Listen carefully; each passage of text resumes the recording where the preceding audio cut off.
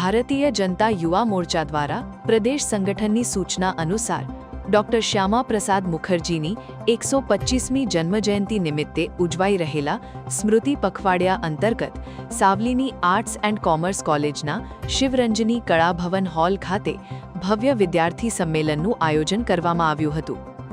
આ કાર્યક્રમમાં 135 સાવલી વિધાનસભા મતવિસ્તારના સાવલી અને ડેસર તાલુકાના યુવા મોરચાના હોદ્દેદારો, કાર્યકરો તેમજ મોટી સંખ્યામાં વિદ્યાર્થીઓ ઉત્સાહભેર ઉપસ્થિત રહ્યા હતા। સંમેલનમાં જિલ્લા ભાજપ યુવા મોરચાના પ્રમુખ અર્પણ ભટ્ટ, મહામંત્રી શૈલેષ સોલંકી, કોલેજના આચાર્ય મિહિર પટેલ, મૌલીન પટેલ, હર્ષ પટેલ સહિત અનેક આગેવાનો ઉપસ્થિત રહ્યા હતા। કાર્યક્રમ દરમિયાન વક્તાઓએ યુવાનોને વિકસિત ભારતના વિઝન અંગે વિસ્તૃત માર્ગદર્શન આપ્યું હતું।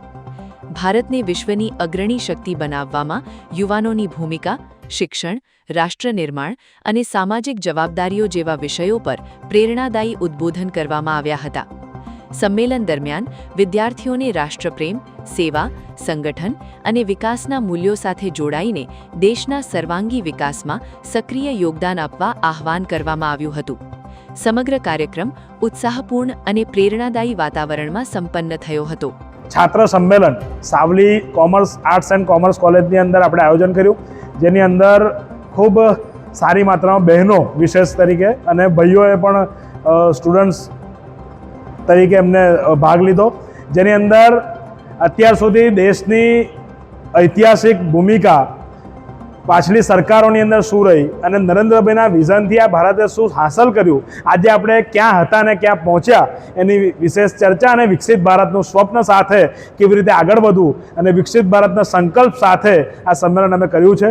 જેની અંદર અમારા યુવા મોરચાના જિલ્લાના મહામંત્રી શૈલેષભાઈ, અમારા જિલ્લાના તમામ હોદ્દેદારો મિહિરભાઈ, ધીરજભાઈ, નગરપાલિકાના પૂર્વ પ્રમુખશ્રી, ચાલુ પ્રમુખશ્રી, તમામ સંગઠન અને અમારું યુવા મોરચાના તમામ કાર્યકર્તા મિત્રો એ પણ ભાગ લીધો।